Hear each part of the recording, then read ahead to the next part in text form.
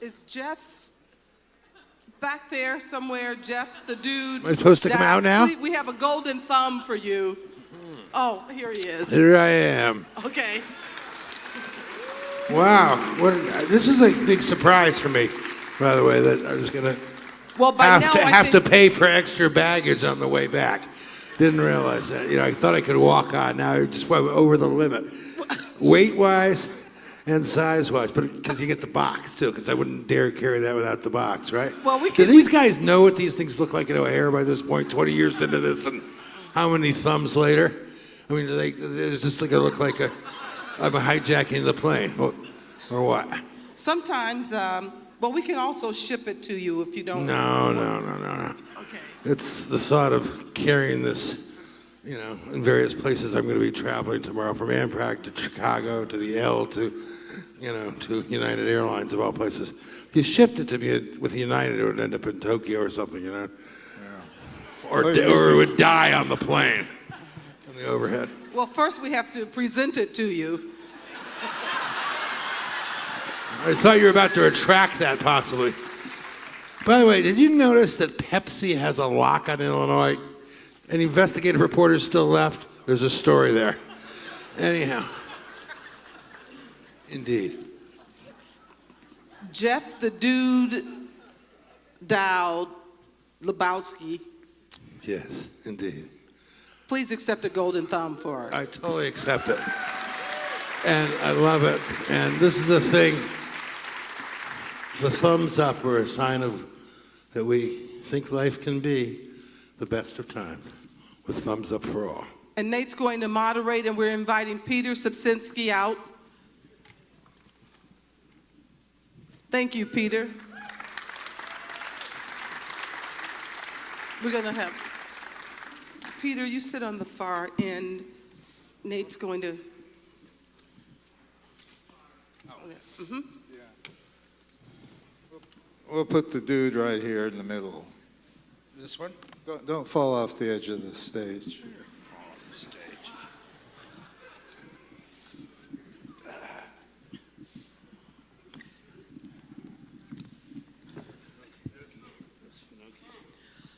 How did it come about that the Coen brothers made a movie with a character based on you? It's a bit of a story there. It actually started at Joel and Ethan did something really smart, which was, in order to get money for this, they did a short little film on 16 millimeter to have an excuse to go into doctors and dentists and rich people in Minneapolis, St. Paul's houses and show it to them, because you couldn't show it yourself and leave with a check. And one of the people they did that was with this racetrack owner who happened to be at the first Sundance Institute where Roger was when he came in for that 3-day conference. And he was sitting there with Redford at a table out at the ski area there. And he said, I put, $50 grand in a limited partnership into this movie with these two whacked out, kids from Minneapolis.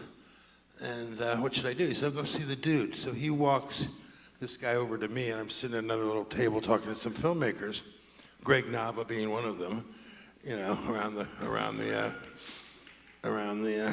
little babbling brook there, the ski area. And this is not Park City, this is Sundance, okay? And 2 months later, Joel and Ethan show up, and I'm in New York showing Heart Like a Wheel, the Shirley Cha-Cha Muldowney story. But I'm at the Fox offices, so I have a jacket and tie on, and these two guys show up. And, when you go to an office, they put you in the conference room. So I'm in the big conference room for 50 at Fox, in a jacket and tie. And these two chain-smoking guys are going around and around the table, kind of pitching me Blood Simple.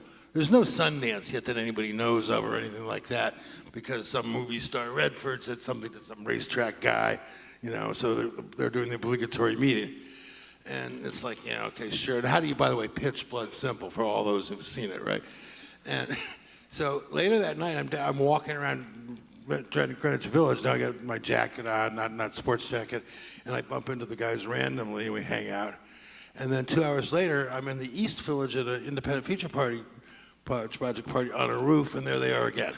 and you know, now we're smoking a joint or whatever, and so it became like destiny is here.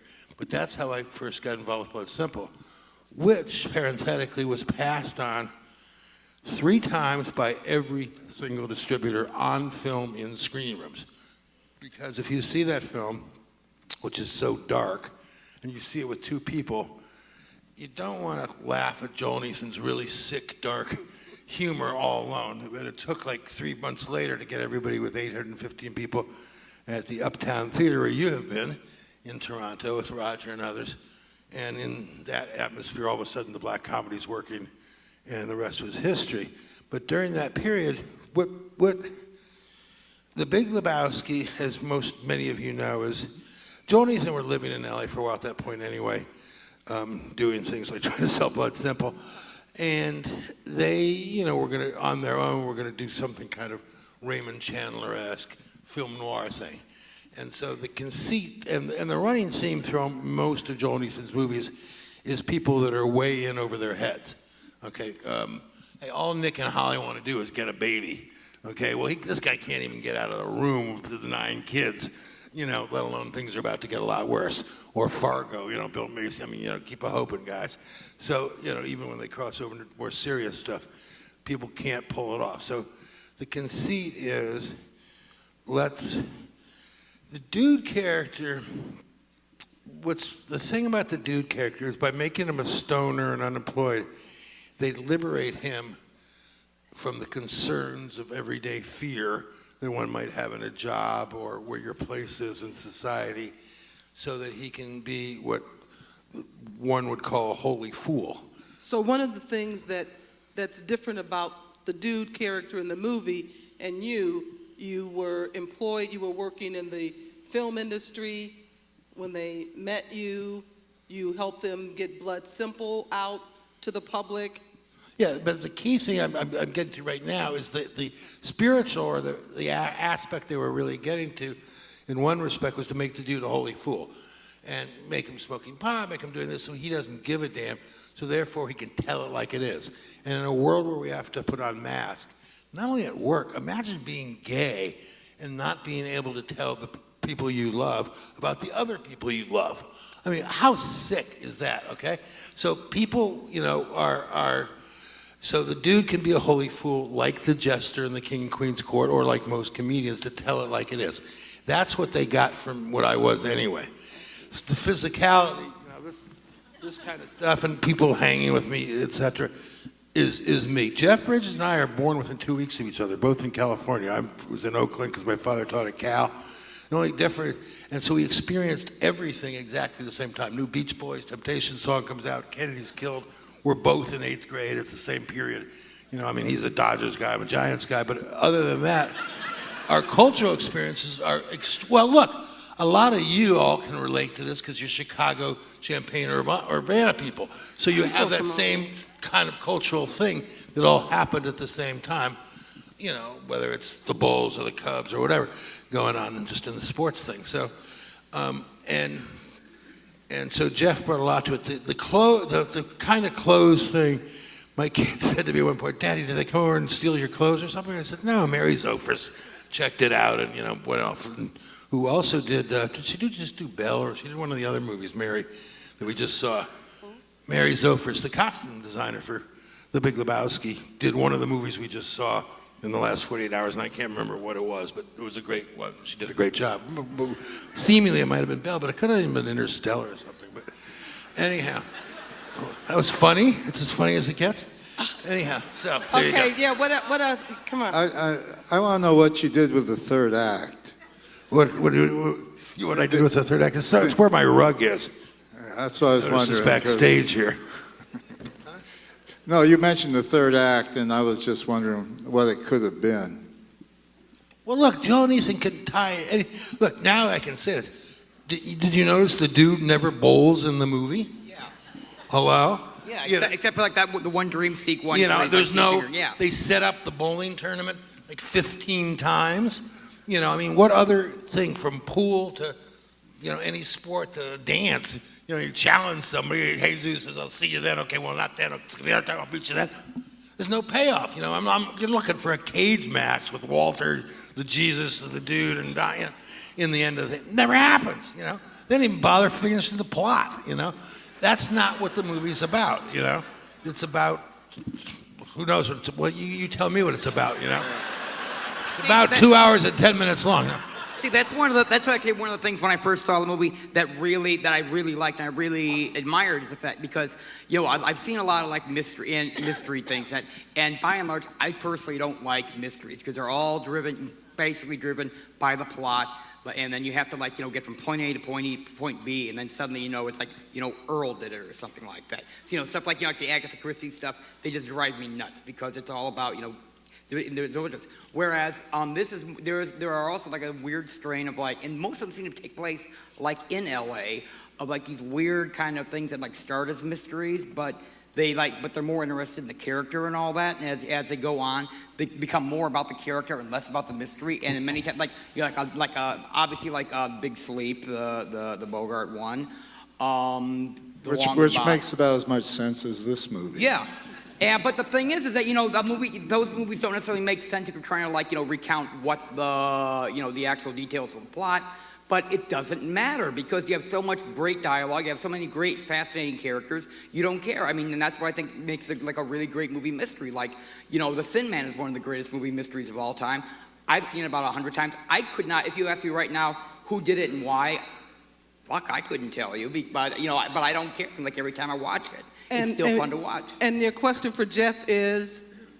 Do you remember? Oh, what was the question for me?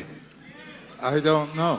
Anyhow, I was saying, John Landis helped us out a bit because he was shooting a movie and we were able, you know, as many of you know, the independent people, sometimes we're a friend or somebody who's doing a big studio movie, you're able to sneak shit in their budget. So I was shooting something myself, I was directing, I snuck it on the Bugsy budget, because that's where I could get the costume stuff out of Warner's costumes. So we snuck the trailer for Blood Simple in on a movie Landis was shooting at Universal. But John says to me, I remember we were sitting there, and he says, to Joel and Ethan too, he says, you know, look, you know when you're a director or you're a writer-director, and particularly when you're doing, you know, some kind of thing with mystery and stuff, you plant stuff that you have to pay off and things like that. And so I'm going, okay, they do this in Blood Simple. If they're going to go this direction, then they'll do this. Oh, they didn't do that, then they have to do this. Well, if they didn't do this, this, and this, they're going to have to do this. And he said it kept going in a different direction. The conceit of Joel and Ethan is purposely to go against the grain, knowing also that some of their favorite movies and our favorite movies, like The Big Sleep, didn't, you know, wrap it all up. So that's what they're doing. They're fucking with you in that way, which for them as, you know, they would get bored. You know, I'm just thinking to myself, they personally would get bored sitting there jamming in a meeting. If it just went here, they want to go farther. And some people go far, like the Farley brothers are great when they take the single joke, like the guy in the bathroom, and they then push it like 12 degrees, or Matt when he's there with the dog and the, you know, not he nukes the dog. I thought he's catching the dog on fire. Then he's doing this, you know, and they push it that way. Joel and Ethan do that too, but they throw an exceptional amount of character while making things worse and worse and worse and worse for the people in over their heads. And Walter's playing the buddy movie to the dude who's the guy who's getting the guy in more trouble, pushing Sundance, etc. I'm still trying to figure out.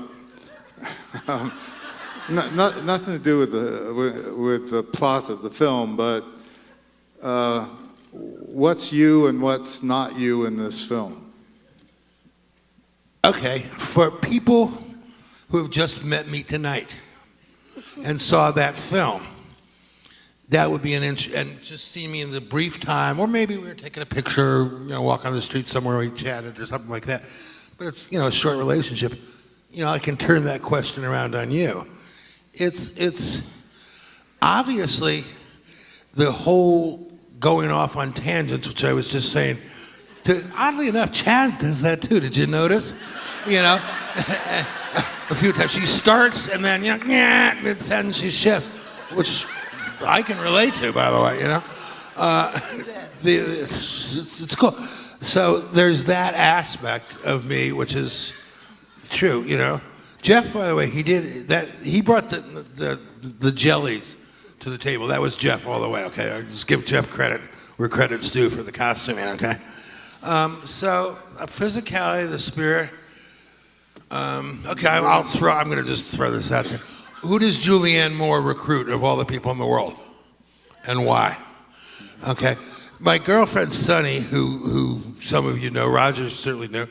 And Redford knew she was there from the beginning. His red hair and all that kind of stuff. So they were kind of. She's not like Julianne Moore type of artsy fartsy. She's the exact opposite, down home, funny person. But she had a kind of that red hair aspect to her. So that being recruited was part of it. What about Did we get the subtext to that, folks? What about the Seattle 7? What's that all about? The Seattle 7 is an interesting thing to note now. I'm not going to get too deep in it. There was a woman too, Susie Stern. The Seattle 7 was a huge, important thing because Nixon had enemies list, and they had decided to have 41 indictments in the United States to crush the anti-war movement. And because John Ehrlichman and Eagle Crow were from Seattle, they thought Seattle would be a place to start, and Hoover was involved too because there'd been bombings there. So they thought they could put this whole thing together as a test case there, and little do they know they met their match. This was a case that literally Nixon was involved in, Ehrlichman and Mitchell every day. It's hard to believe that.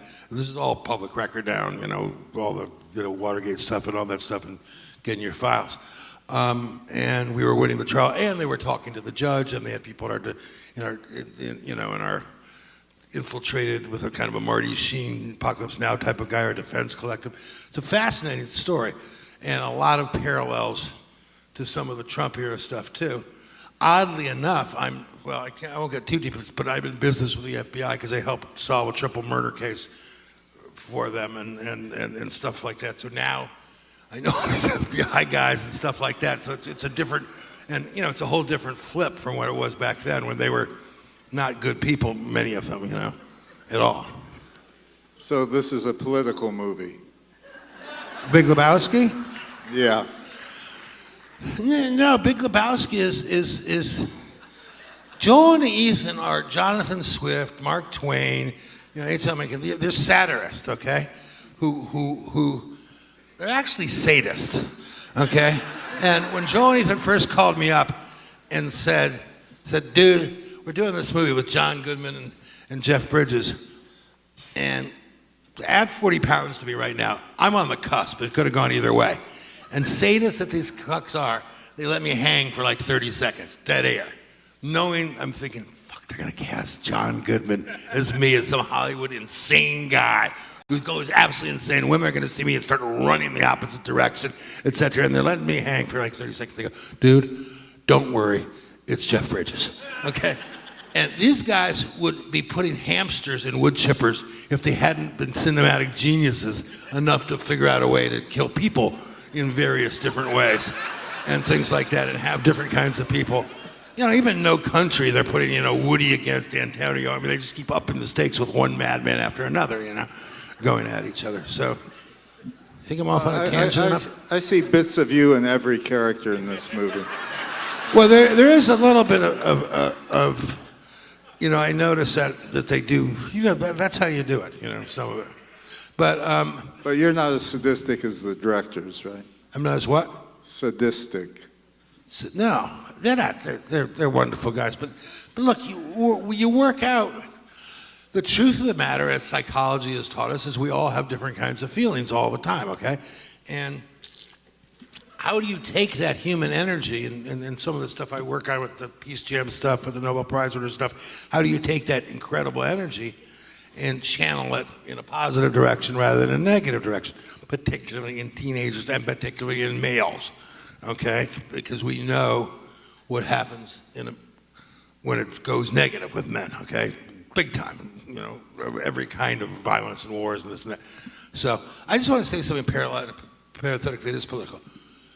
We are in an era that I think is the most optimistic time of my lives, and coming from two historians, a stepfather and a father, economic historians, this is a great, great time because the entire world is systemically in transition now.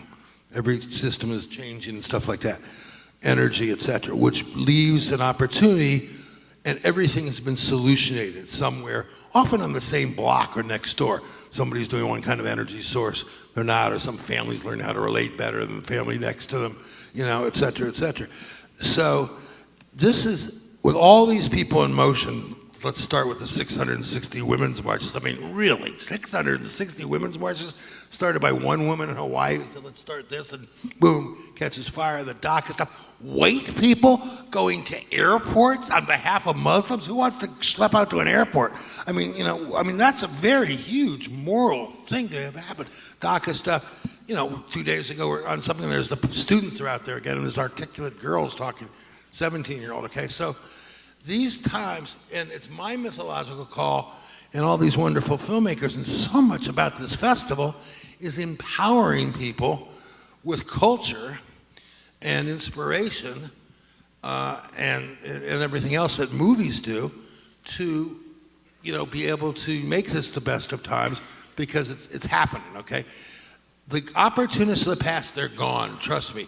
They may the damage they're doing on a daily and hourly basis now is heavy. They could take the entire world down. They could end up destroying environmentally everything, but they're going away, and they're not a team. And that's what the tax thing was about. Everything we try will work. Everything will work. They'll go bye-bye, etc. This is the time when the women are going to start being able to having some respect for Mother Earth and lead the way. And I have two daughters, 22 and 26. I'm in Chicago, so I get this in particular. That's what we're up to. And I'm doing something called our classic Tales to Fuel Our Future, which is our version of parables with great stories that we know work. Not 90% of them aren't showbiz stuff. They're real world stuff where the stakes are a little higher than you'll never eat in this town, have lunch in this town again. Etc. So, but that's what we saw with these incredible movies in the last few days. Every last one of them is a way that helps empower people. And I was really thrilled that my 22-year-old Annabelle had seen both Belle and Daughters in the Dust on her own, nothing to do with parents, at age 12 or 17 with one of them and stuff like that. And so that legacy is coming through, May not be at the box office initially, but it's going to get out there on cable, et cetera. In fact, which brings us to what you're doing now. You and your partner, is it Alex Noe. Alex Noe, started. Tell us about the company you started. We have a little company called What you're doing with it, the types of movies or the types of things that you want to achieve. Yeah, this can help. I want to give one little advice thing to Alex and I. Alex is a guy I've seen on the festival circuit for years. He's been in distribution, exhibition, all kinds of stuff. And he's down in Austin now, which is, a good film town to be in. But he's an LA guy, and et cetera. It's kids and guys there.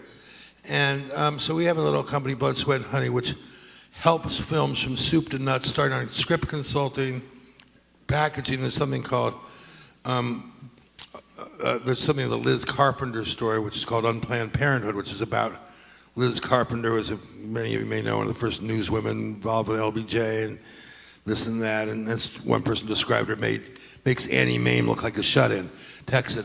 But it's about a 72-year-old woman all of a sudden raising 3 teenagers because of problems with her brother, which gives it, unlike, let's say, The Post or something like that, an entry point for kids, because it's about teenage kids relating to a woman who is totally there. The other characters are people like Gloria Steinem and Emma Bromback and stuff, who was totally there, early 60s, 70s women's movement, not going way back, but with a whole bunch of teenagers with typical teenage problems. So that's the kind of thing where you may be interested in too, and a lot of the people here. Any one of these women would be great directors for it that were here. So, but we work with films. We're working with some wonderful docs, like Mr. Fish, cartooning from the deep end, and the one on Ramsey Clark, all kinds of good docs, and a bunch of good films. So we're helping, set up films for distribution and that kind of stuff, and developing some stuff. But here, I want to give a big piece of advice to everybody. there used to be different ways that people would get to making films. So maybe you're doing ads, you know, and a lot of people did that. Oh, maybe you're doing some music videos, you do that. Or maybe you do the paradigm, let's make a film, get into a film festival, maybe in Sundance, Toronto, etc., and that launches the career. I think there's another way that is not mutually exclusive of many of those that people should be thinking about and doing a lot and already are, which is to make a 3, 4, 5, 6, 8, 10-minute video, you might call it a short film, that is so potent about something that's going on in the world on any level that it's going to go viral because it's that potent or that entertaining inspirational, spiritual, and potent, you know? Excuse me, make your calling card something that we all want to share with other people because it's so damn good in one way or another. And then you can say, oh, by the way, I'm also a filmmaker, and I'm trying to get Unplanned Parenthood or Bell off the ground. And you go, oh, after 20 million people who saw that are going, wow. And then you can maybe, you know, do a couple scenes and the screenplay speaks for itself and you package it and all those things. But every row of people here, in any row, the 6 of you could make that video. Somebody can write it, anybody can shoot it on their iPhone at this point, somebody can edit it. You know, in other words, this is something you couldn't do 20 years ago. And it can see more people than Gone with the Wind by the end of the week. Okay, so people think about that, what you can do, and that's real. Don't talk about, I'm here in Champaign, there's agencies there and the bad guys. Boom! It's internet, instant access, if it's great.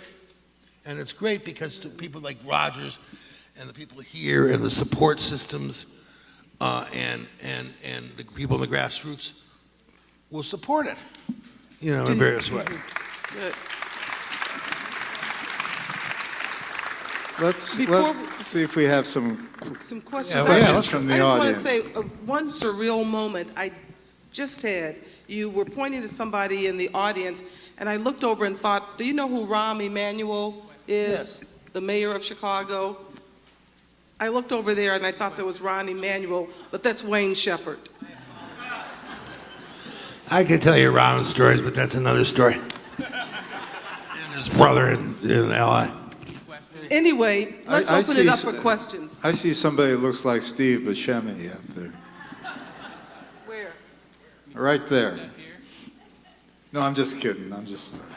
Anybody have any questions? Anyone? I got one. Or thoughts? Oh, we got a question right here in the center. Yeah, we could do thoughts beyond questions too, which would be good. I mean, you know, in terms of some of those things we asked. Mr. Dowd, I'm curious if you are ever aware of or maybe have successfully completed doing a dude while watching the film. Did anybody understand what he just said? Was it just me? Did you understand what he said? No. Say it again, because I didn't quite understand it. Curious if you are aware of or have ever successfully completed doing a dude while watching the film. Doing a dude consists of going... I think he's asking if he's smoking the No. Doing a dude. Doing a dude? Yes. While It consists of while watching the film. going White Russian for White Russian and joint for joint with the dude. White Russian or what? When Bridges is on screen drinking, you're drinking. If he's smoking pot, he's smoking pot. If he's not bowling, The truth you're be not known, I bowling. just smoked some pot in this theater while watching this film, and nobody would ever notice it. Anyhow, let me give you the White Russian thing. The White Russians are in there because the way I often answer it, and I'll say it to you or anybody in there, the summer of when you were 18, were you and your friends drinking the same drink? You might have had your own one little special drink, but the drinks you were working your way through, the summer of 19, the summer when you were 21, and the answer is no. So you're going Tequila Sunrises, Harvey Waldbangers, White Russians. The reason the White Russians are in there and virtually everything is in this movie is if Joel and Ethan can get a laugh out of it, okay? Or some satire or some irony. How many jokes can you get out of a vodka soda? Not many. But look, you get sight gags, with the great sight gag of putting, non-dairy creamer to make a White Russian, please, you know? And you get lines like the Caucasian, and so it's in there because they can keep planting and paying off, which is the hint of anything, including mystery and comedy. Plant, pay off, plant, pay off. They can keep working that drink, okay? The bowling alley is in there. There's a good bowling alley story I might tell you. I decided that we would do I was involved in the marketing, but it's simple that we should do it in LA. For some reason, we would do a bowling party because there's a bowling alley near our place in Santa Monica. And it's not that I bowled a lot either, by the way, at all. And so I called up the guy, Steve, who runs the bowling alley, the manager. He said, come by at 3 o'clock on Tuesday. So I go by at 3 o'clock on Tuesday, and there's a little bar there that seats maybe 3 tables and 8 guys in the bar. There's 2 old drunks there. And there's Steve on the stage, half the size of this area, right here, singing The Impossible Dream with a gold chain, like he's at the Sands in Vegas with Count Basie. You know, so I wait for him to finish his set. And we start talking about the bowling. And I say, I know this is a hole upstairs. He said, oh, you wouldn't want to go up there. It's all grungy. I said, yeah, but you haven't seen Blood Simple. It's pretty grungy. And yeah, you wouldn't want to go up there. Upstairs, the Rat Pack had a secret bar. It was their own secret bar because Peter Lawford's place was right down on the beach. And so Sinatra, Shirley MacLaine, Peter Lawford, all those people would go to this bar at that bowling alley. So we cleaned it up, and that ended up being the next. And it had a great old back bar on it too, and that ended up being the second place. Joel and Ethan are sitting there at the party. This is a movie basically about people sitting around talking much of the time. Now you can set that in a bar or Hoosiers. You can set it on the side of a basketball court or someplace like that. And they realized, geez, look at all the action stuff we can get, you know, by setting this in a bowling alley. And by the way, guess who won the Academy Award for cinematography this year? Deakins. Roger Deakins, okay, for the Blade Runner thing. But that's the cinematographer. I mean, this film is, I mean, Carter Burwell, you know, I mean, T-Bone, I mean, the level of the artist involved in this. And the actors. And the actors, of course, yeah, which I said, so, you know, I'd say again and again. By the way, there is no ad-libbing on a Joel and Ethan set whatsoever in terms of lines and stuff. I mean, whether it was Bridges or Steve or people going, Ethan said, come on, you saw the script, you know. I mean, they storyboard everything. I'm not saying people don't add the physicality to it, but you're not, if you say, you know, maybe we should extend the scene and do 3 or 4 things, that doesn't happen on any of the movies. I've been on maybe 6 or 7 of their sets of different movies. That's another one thing that's really great about this is that, I mean, it's all the dialogue is obviously, you know, written, and it's written in a very particular way. But thanks to like sort of like, you know, the crazy style of the movie and the way that the Coens direct the film and the way that the actors go about it, I mean, it feels natural, even though you know they're saying things that you would never hear people say in normal conversation. And I just find that. By the way, they do co-direct everything. They're smart enough. Because I've worked with other brothers that are good, like the Martini brothers that Roger got behind and stuff like that. Go to the Fire Smiling Fish guys. But the question is, when you move to Studio Land, it's, oh, gee, if you have 2 directors, and it can be the Bird and Sister Martini brothers, it doesn't matter. Are the heavy-duty actors going to figure out how to play those directors? And, you know, and by the way, it'll continue to go on. So these guys are smart enough to say, Ethan says, I'm the producer and Joel's the director. And by the way, you'll notice Tricia Cook, Ethan's ex, but the other editors are Roderick James, which is Joel and Ethan. And so, like a lot of people, they know where they're going. Like Hal Ashby, I mean, these guys are editors too.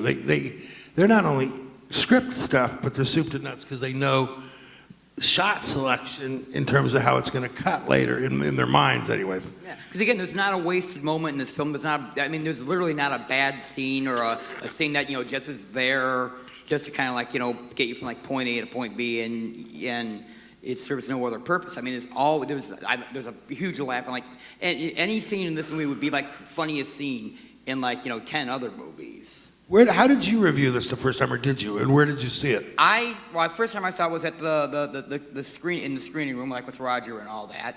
I really liked it because I'd been a fan of all the, you know, the Coen. How many people were in there? Was Roger there? Yeah, Roger was there. So the whole Chicago press like corps was the there. whole So how Chicago many people is that? The guys from the It reader? would have been probably about like maybe 30 or so at the time. And are people laughing? Yeah, for the most part, yeah.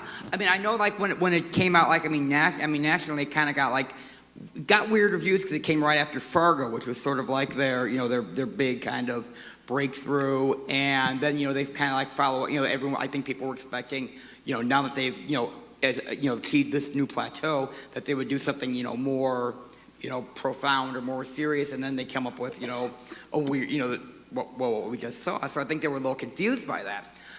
I know. I mean, but I really, Fargo, for what it's worth, even though they're pushing the thing with people out in over their heads and all that, it is written for Fran. Yeah. To have a great Fran third act, Victoria's wonderful, we feel good ending. Okay. Exactly. In that whole thing, you know. But so, which you're not gonna get in this movie. So I really liked it, and actually the weekend it came out, I was actually back at home. I actually took my parents to go see it because I wanted to get there because they actually like like my dad would like watch all the old like Charlie Chan, Sherlock Holmes things, and my mother would read all the mystery novels. So I was curious to see what they would think about that. So we went like like the typical mall suburban theater, and I will say. The audience there was, far more baffled than, like, say, the critics. My mother my mother, found, my mother thought it was funny. My dad didn't get it at all. But over the years, I mean, obviously it's grown greatly the reputation of the film. I think now, if I had to like say, if I had to name like my all-time favorite Coen Brothers film. I might say like Miller's Crossing or something like that. But if I had to pick like their most entertaining film, the Coen Brothers film that that brings everyone in, I would probably have to go with this one. Let's get another question from the audience. A question from the center of the balcony. Hey guys, I had a question. There's one scene here where we see the dude and Walter switch roles. It's the only scene is when they're interrogating Larry, and this is the only time where Walter truly is calmer than the dude, and the dude is worked up the whole time. And then they appropriately enough switch back when Walter goes and attacks the car. Was that sort of to say that the car is the dude's happiest place, or was it just to be like what the things the dude chooses to get worked up over are just as unexpected and contrarian as what he doesn't get worked up over? That was too much for me to entirely follow, but interesting. I noticed it again tonight too. I mean, the dude gets very serious about that moment about tell the truth, but he's also kind of reached a frustration point, and he's also reached a point of hopeful, something's going to happen, and this is it. And it is coming down to this one kid. If this kid, in his mind at that point, if the kid just tells it like it is, all the problems will be solved. No, I just think that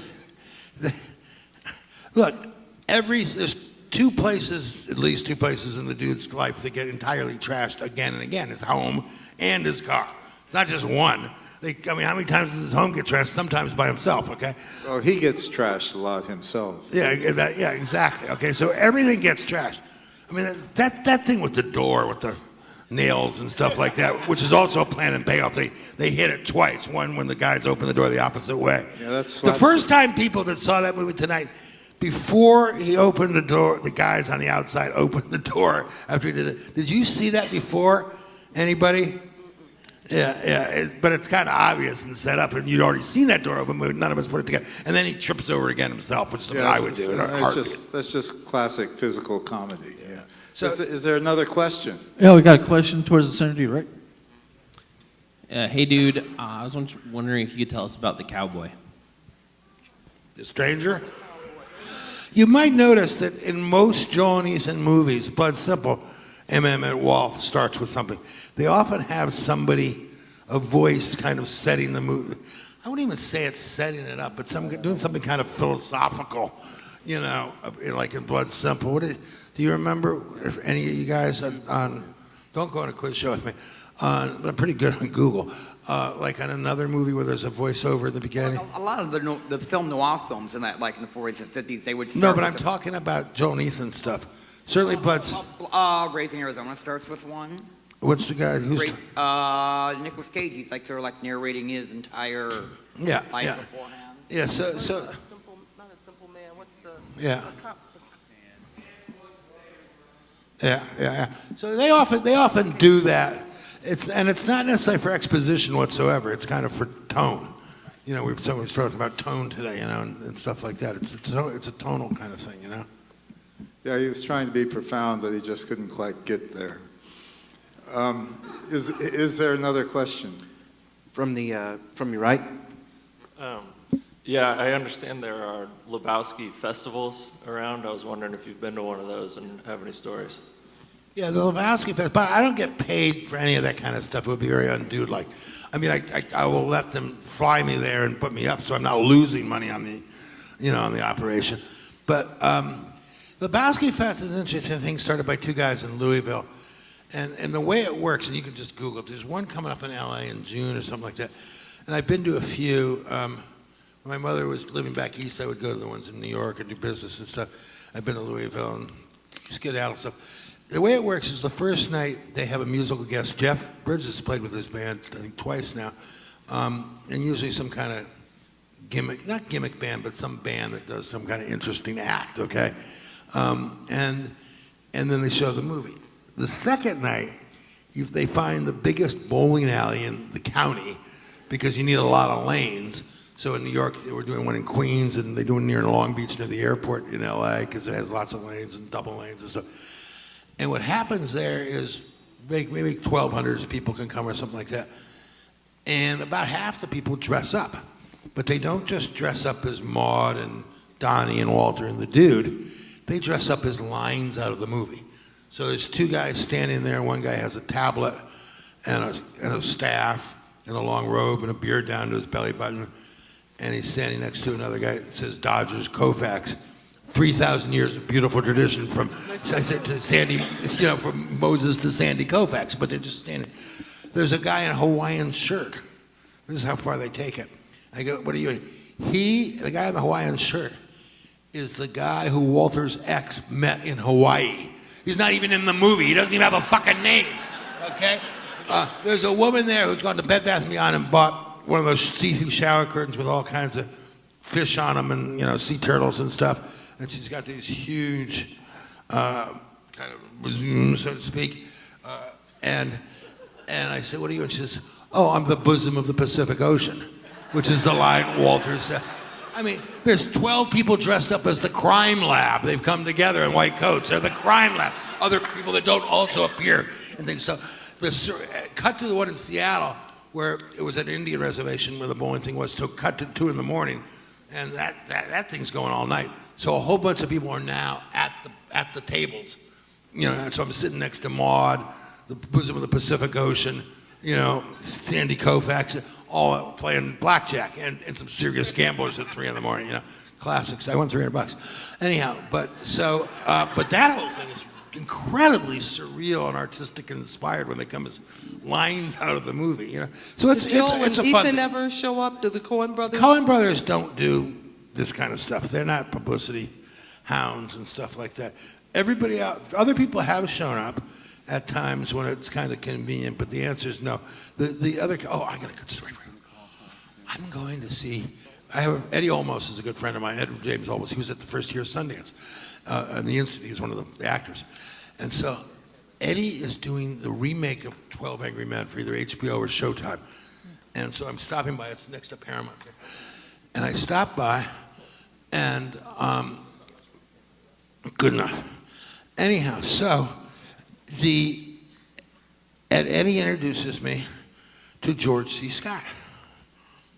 And George C. Scott says to me, he says, so, George, he says, I was given the script of The Big Lebowski, and I read it, and I didn't get it, so I turned it down. And then, by the way, this is after Fargo. Let's make this really clear. These are not some spring chickens who've never done a movie. They've just won an Academy Award for Fargo. They've done Raising Arizona. They've done Blood Simple already. Okay, I mean, these guys are, already obviously rocking the free world. And he said, I read a second of it. I still didn't get it. Can you imagine? And this guy does a great job as The Big Lebowski, but George C. Scott was supposed to do all those scenes. That's how they had it cast. I read somewhere that they were asking, there were other people that were asked about, I guess Norman Mailer they asked at one point, and I guess their dream person was Marlon Brando. But I mean, George C. Scott would have been great. But I think they asked Hackman and a couple other people. Well, they like to cast. They're really good. I mean, the way they use guys like Joey Polito in several movies, the guy in the Volkswagen, I mean, they're just brilliant at doing that kind of stuff. Let's take one final question. It's getting late. It's another one from the center of the balcony. Hey, up here. I was just in from Olympia, Washington, and I was. I've been in Olympia. Cool. Go Evergreen. And I was with Jane Fonda. Yeah. Oh, really? Cool. And I was curious about your work with Seattle Liberation Front and Port Huron Statement. Obviously, you know, back in the day, you're involved in some radical politics, and how, whether you maintain those radical politics personally, and how you, I think you addressed it partially in helping people tell stories, but how in a sort of practical, strategic way, if you do maintain those politics, still you try and keep stuff moving along in a radical political way. Would you ever all agree with me that's an essay question? The short, my girlfriend Sunny, who I mentioned before too, also went to Evergreen, and so I've been there a few times. But the thing about by the way, there's a brand new book out that just came out about the Seattle 7 trial. Boy, the name is escaping, but if you go Seattle 7 trial book, it's on Amazon. It's pretty good and does a lot of interviews. I mean, when I say it just came out like 3 weeks ago. And then my stuff will come out. I'm you know, involved in various forms of you know, activism on certain issues that I think I can be helpful on, whether they're environmental stuff. You know, Fern Gully was an interesting thing because what we tried to do. How many of the women here saw Fern Gully? You know, by the way, anybody who's a parent or not a parent, this movie is totally evergreen. It totally works today. It's fantastic, and the music is Elton John and Tom Loke and all that. But Fern Gully was an example of trying to do environmental stuff with having a young woman in the lead who 8 guys and 1 woman spent 2 days figuring out what her hair color would be and her, you know, little suit, you know, which ended up being brunette and not blonde, by the way, you know, going against the grain on the thing. But that was, you know, so I'm trying to be involved both with media stuff, but also I'm a grassroots guy, you know, so I'm involved in Washington State and stuff and other things in political ways that I can be kind of helpful in supporting people or bringing light to it so I can appear with activists, but maybe help create a crowd. That's one of the things about Lebowski. I can go anywhere and it'll get a crowd. This is a film festival. You can go to any college or any city and you'll get the crowd, you know, and with that you can maybe, you know, help organize some of that to some effect, if that answers some of your questions. Well, listen, we really thank you for coming here, and you certainly drew a crowd here. Well, it's such a pleasure. I mean, thank you. This is true love, and to be a guy like me, to walk into something that you've not only put 20 years into, you know, it's the foundation is like 40 years of this, you know, before the 20 years started. So to be able to kind of walk into that situation is what a great thing, and this is what keeps us all young. You know? Thank you. Thank you. Jeff Dowd. Love you.